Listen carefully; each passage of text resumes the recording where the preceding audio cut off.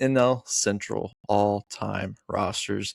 Let's lay the groundwork again. We're talking historical impact, legacy with the franchise, stats and accolades, postseason runs, and tenure with the franchise that helps these players make my all-time teams. All those factors are taken into account. And it's honestly, I mean, I'm a St. Louis Cardinals fan, so these are the teams that I've grew up knowing the most, and these were some of the toughest to make and to decide on because there's just so many guys that, especially from the era that I grew up watching, it was hard not to have them on the rosters on some of these, and sometimes I was able to fit them in. So let's just get right to it.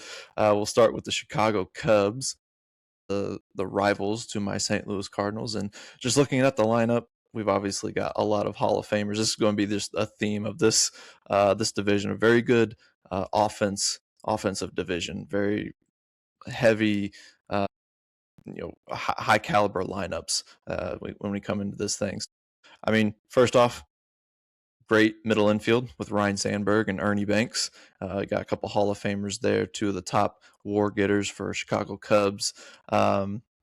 We've got the two guys I was able to fit in, Anthony Rizzo and Chris Bryant from that 2016 squad. I thought needed to have some representation there, at least in the starting lineup. We do have Wilson Contreras as a backup catcher to Gabby Hartnett, who's a dead ball era Hall of Famer for the Cubs. But we definitely get some of that 2016 flavor in there. Obviously, Sammy Sosa, synonymous with that 1998 season, him and Mark McGwire. So we might be seeing that rivalry, see the other player in that when we get to the Cardinals.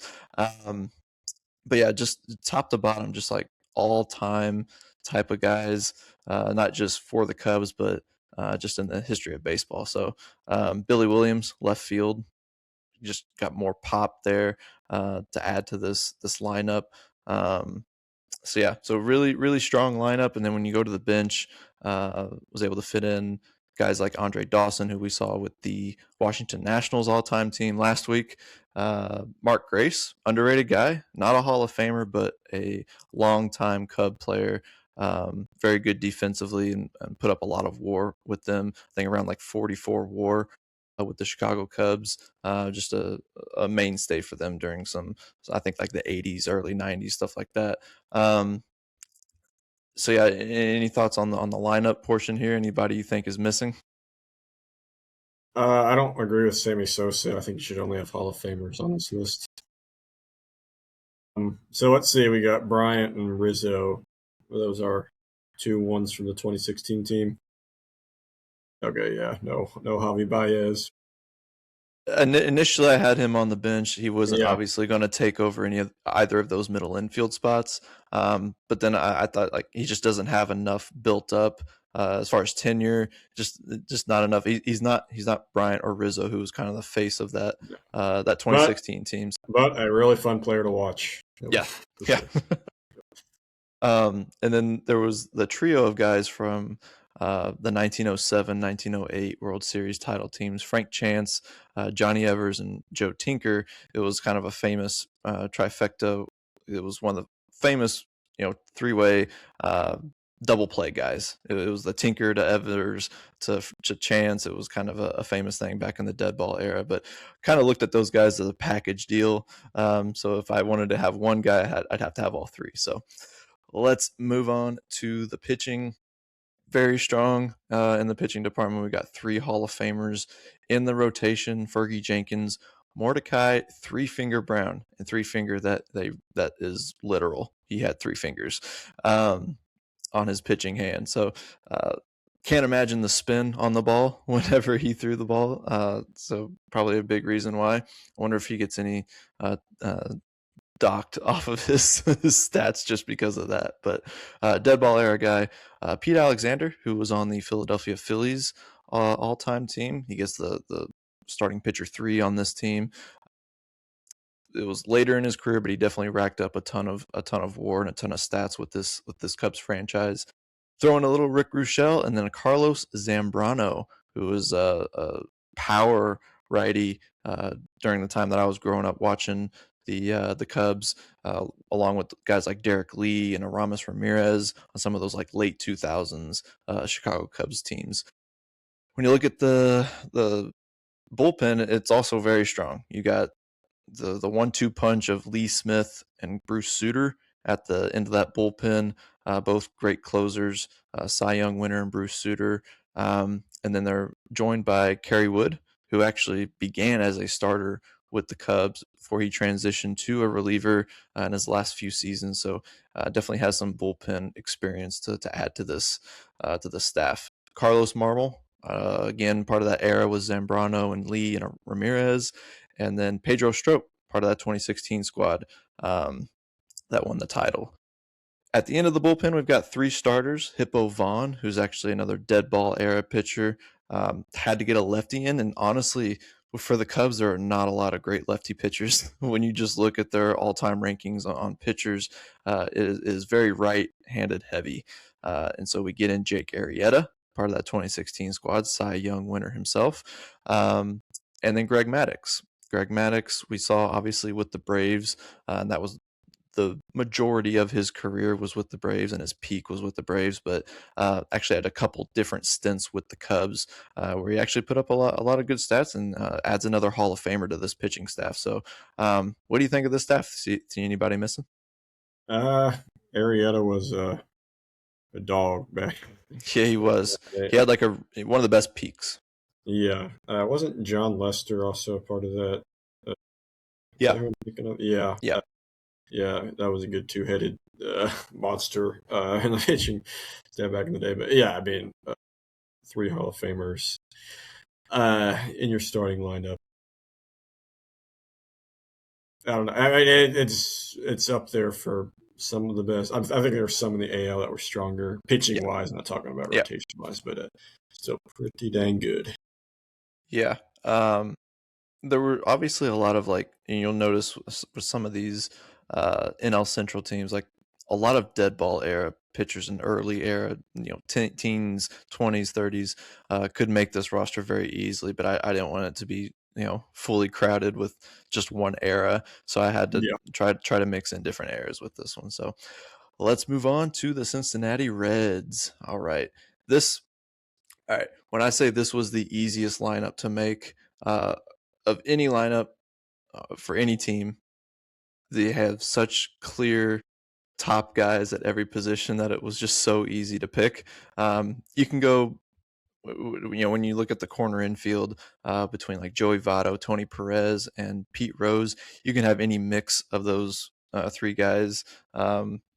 Between those different positions. Maybe not Votto at third, but Tony Perez can play either corner. Pete Rose can play either corner. And obviously, any of them can do DH. But I just ended up going with Pete Rose at DH just so that he could just focus on hitting, because he was obviously one of the greatest hitters of all time, has the all-time hits record.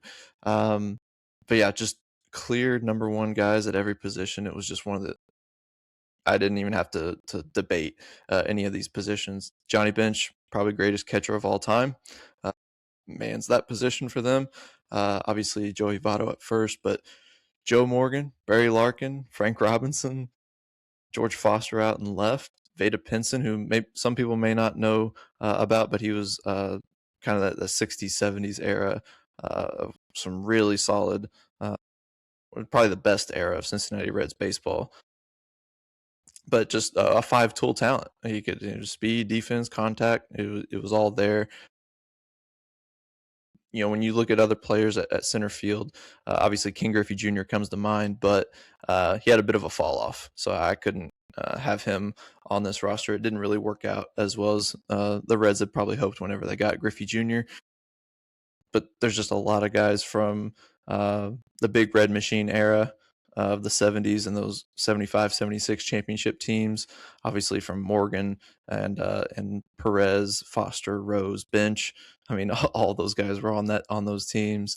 And then you get a little dash of the 1990 Nasty Boys team with Barry Larkin in there. So it's one of the best lineups that you're going to see. I think it's like worthy of a top 5 all-time lineup across all of these teams, right up there with the Yankees and Red Sox and A's and Tigers that we've already gone over. On the bench, we get another Hall of Fame catcher in Ernie Lombardi. And then you can maneuver this around a little bit, and you could do like Ted Kluszewski at DH and maybe put Pete Rose in center. And then that can make this lineup even better. But I chose to keep Pinson in center field just to have those primary positions in place. Yeah, little Eric Davis, Ed Roush. Ed Roush, part of that 1919 World Series winning team. So I get a little bit of that era of the Cincinnati Reds. Um, anybody you feel like is missing here? Maybe some guys from our generation.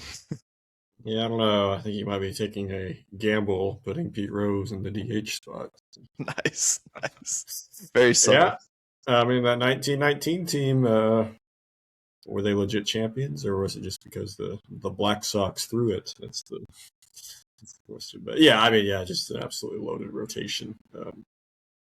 Just a guy like you addressed pretty much every. I mean, there were more dominant eras, like you said, the '70s for the Reds and others, but I'm still got guys like Votto and then older guys too. So yeah, just top to bottom, one of the better lineups that we've gone over, in my opinion. I agree. I'm in complete agreement with you. Yeah, yeah. Well, for as good as the lineup is, it's quite the opposite for the pitching side. When trying, it's fine. It's fine. They're going to score runs, but they're going to give up some too. So well, let's get in it. So and there's a lot of dead ball era guys again that I could have gone with to fill out this rotation. Guys like Eparixi. There's a guy by the name of Noodles Hahn, like very like beginning of the 1900s. He was part of the Reds franchise, but ended up going with Tom Seaver. Obviously, one of the greatest Mets pitcher of all time. Actually, put up some very solid seasons with the Cincinnati Reds, and just having him on the staff just feels right to man the ace position, because there's just not a lot of great, number one guys in Reds history. But you throw in Bucky Walters, Jim Maloney, Jose Rijo, who was part of the 1990 World Series team, and then Gary Nolan, who was part of the 75 and 76 teams. Obviously, those teams weren't known for their pitching, but getting in guys from those eras is pretty key for me. When you go to the bullpen, it gets a little bit more interesting. Get the Cuban Missile, Aroldis Chapman, as the closer. Obviously, electric stuff, 100+ mile per hour stuff from that guy. John Franco, Rob Dibble, probably the face of the Nasty Boys 1990 team. Clay Carroll, Norm Charlton, and then Pedro Borbon, just more of a durability guy, just a workhorse in the bullpen. And then I was able to fit in Johnny Cueto. So I thought out of all the modern era starters, he was probably the best fit for being on this team. I prefer Bronson Arroyo with the leg kick, but I thought Cueto probably has the better stats to be able to make it onto this team, even though he was part of that infamous brawl, probably the greatest brawl in all of baseball history between the Cardinals and Reds, when he was kicking at my beloved Chris Carpenter as he was backed up against the fence. So what do you think of this, Steph? Like I said, fine.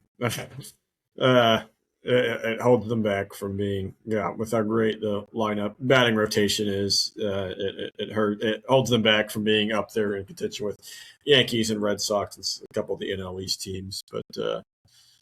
But I mean, there's definitely guys on here. Yeah, Tom Seaver. I completely forgot he played for the Reds. I always just associated him with the Mets. And he's your only Hall of Famer, so that's kind of, yeah. You got to have Chapman on here. I'm glad to see Aroldis Chapman on here. Yeah, guys like Brandon Phillips, Jay Bruce, Adam Dunn, guys that I grew up watching, just couldn't quite cut it. They weren't going to be starters, and so it wasn't any point in even having them as bench guys. So yeah, and I mean, the success, they didn't have much success either. I mean, yeah, I knew those guys as well, but like they didn't have enough success to put them on here. I don't think. But yeah, Votto. Votto's the key one. Votto's the key one from this 2010s era that you absolutely had to be on there. So.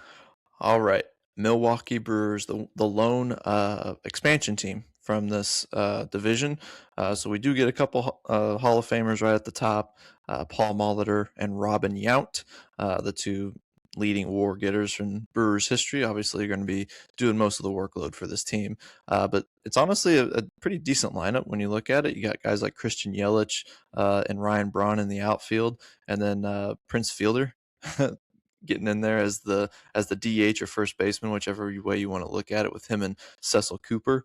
And then Jonathan Lucroy, who was just a very solid long-time catcher for the Brewers during my growing up watching the Brewers have a lot of fun bouts with the St. Louis Cardinals. But I think all in all, a very solid lineup that can hit for average between Molitor, Yount, and Cooper. And you got the pop between Fielder, Yelich, and Braun that I really think creates a good balance on this team. It's not the best lineup you're going to see across this division, but they don't have the history that other teams do. And honestly, if you put all these teams into a season, somehow this team's going to make the playoffs because the Brewers always do.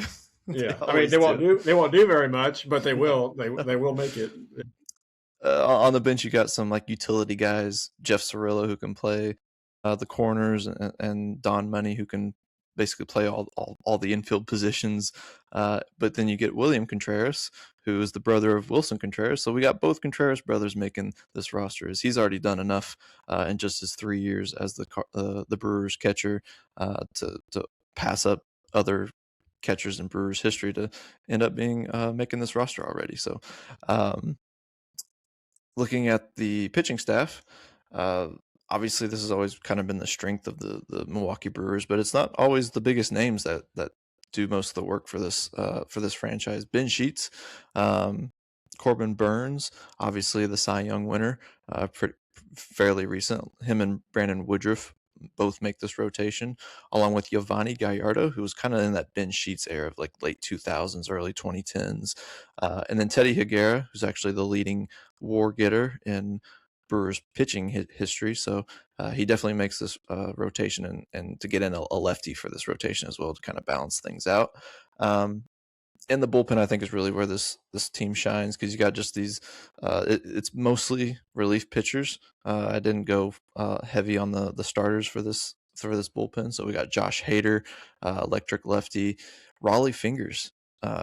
Maybe some people don't know that he actually had a short stint with the Brewers where this is where he won his Cy Young and MVP in the same season. That wasn't with the A's. Had one of the greatest seasons in Milwaukee pitching history, because he's one of only 3 relief pitchers to ever do that. Devin Williams, obviously, Francisco Rodriguez, K-Rod, and Dan Plesac of MLB Network fame makes it onto this roster, along with John Axford, one of the best handlebar mustaches that would go right up against Raleigh Fingers' mustache for best mustache on this team. Freddie Peralta and Jim Slayton are the 2 starters that make round out this bullpen. I feel like Prince Fielder is like one of the more underrated guys from the 2010s era. Like when you just think of like the best players during that era, like he I feel like he gets forgotten about, but I feel like he was pretty dominant. It just doesn't get talked about enough.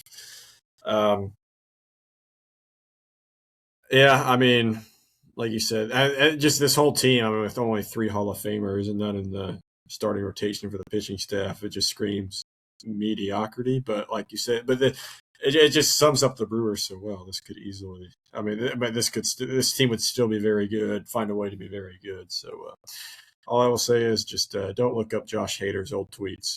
But if you do, they are kind of funny. So they are kind of funny. All right, let's get through this next team, because I want to get to my Cardinals. The Pittsburgh Pirates.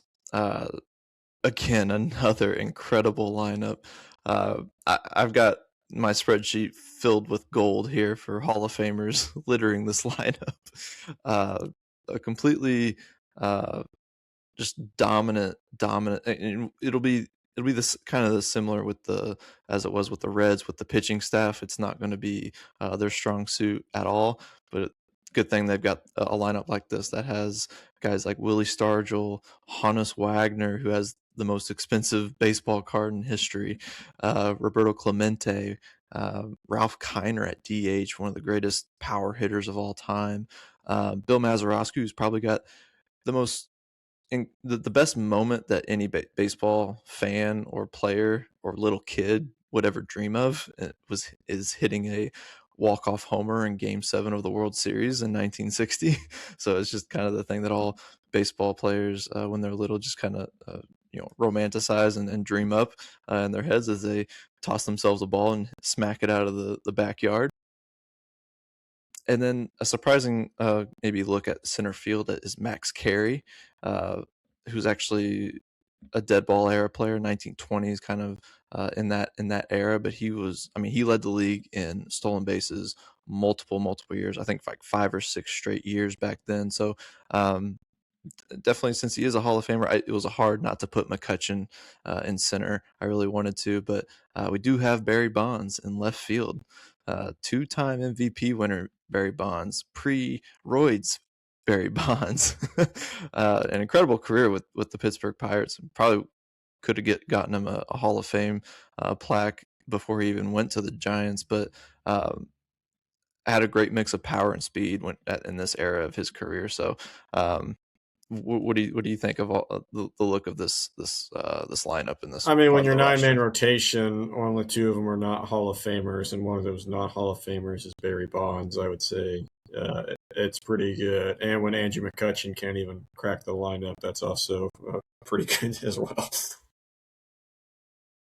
Looking at the pitching, no Hall of Famers, no Hall of Famers, and I am not willing to put Paul Skeens into this rotation yet. So, but I think in maybe like 2 short years he might crack it, and we might I do feel like this he again. has to be just because of the lack of. I mean, these guys were good, but the lack of like big Yep, names, you would yep, have to put him in. yep. So Babe Adams, Bob Friend, and Vern Law, part of that 1960 team, get a little bit of that. The 90s with Doug Drabeck, and then obviously dead ball era with Wilbur Cooper. But in the bullpen, Roy Face, Kent DeColve, and Mark Melanson. That's someone from our era that he was really consistent and efficient relief pitcher for them. Doc Ellis, a very uh, huge character for them in the 70s. And then John Candelaria gives them another lefty along with Bob Veal. But yeah, it's not going to do a whole lot. But when you got a lineup like they do, it's not going to maybe mean a whole lot. Maybe they can just win with offense.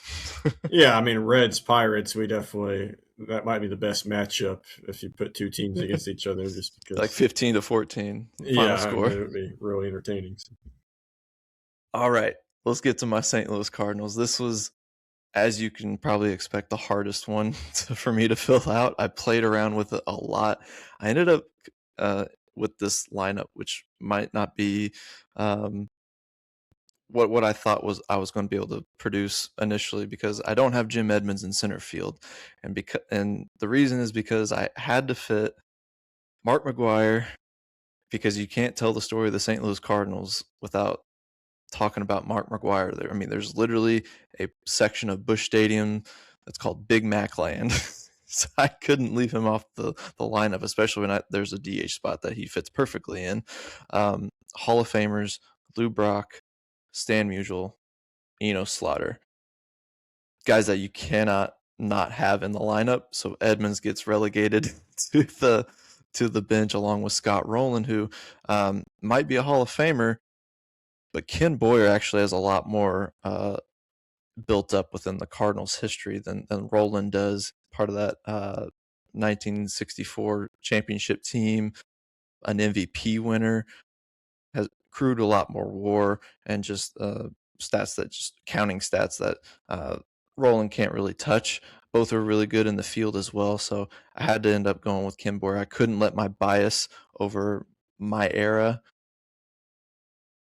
sway me from putting the guys that deserve it the most. But there was a big decision between Yadier Molina and Ted Simmons for catcher, because Ted Simmons is a Hall of Famer, switch hitting catcher, probably more offensively gifted than Yadier Molina. But I just thought with this pitching staff, Molina has to be the catcher behind home plate, doing manning this pitching staff. So just a spiritual leader, a clutch player, and one of the best defensive catchers in all of history.